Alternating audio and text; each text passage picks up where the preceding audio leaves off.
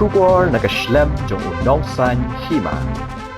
Ka Samla badi Momo Harud Surok Hajipur kalamensaw nagajing Hoit ka bashat Momo nakadaw kajing penkenria jubor ki Pulit ya karensan babu iki kiu shat Momo hakapor bakilet ban penkenria iki Nongdie Jingdie Harud Surok nakabenta kajing ya jong ki VIP hagi benta jong kathanat ramna garian jong kajipur.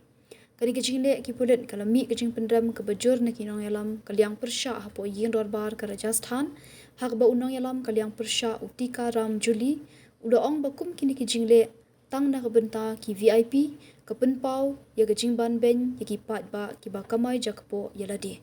Kani kajing ja kalaja ka khat khanai tarik jeliu arja arpun riu hajan mahal road hajagat pura hak ba ki Pulit kilalet ban Weng ki Nongdie madan haswa bu menteri rang ba ketika jela bat kinong buat jungu kimut banyat lingba kani ka Surok.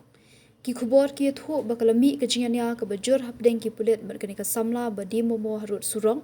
ki bahayeng kani ka Samla kila keno ba uwei Pulit ula khnyat ya karensan penyeng kiu Momo ka bala pendong ban Hoit ka Umkhluit hakani ka Samla. Kani ka Samla ka dei ka batip kerteng ka Reshu Gupta arpah news nam karta kala sedang ni kani ka kam di Momo Harud Surok hapratap nagar dang tang kumba arpusan sngi hadian bakam shimlayo ya ka kam sorkar. Ka Reshu kala keno bawatla kala ong iki Pulit bakadon ka Umkhluit Henry Kim Shim Sngap yaka. Kala kam baka Umkhluit kala Hoit haki benta ka Shadam kikti ban kilabong. Ka Ranjita Sharma Deputy Commissioner ka East kala ong bay kani ka Jingja kinang pendong ka Jing Tokit ban lab ka Jing Shisha bat an pedru lingba ki CCTV bayo ringdur kala ong ban penshitom iki Pulit ladalap bagi le Shisha ya kani ka kam.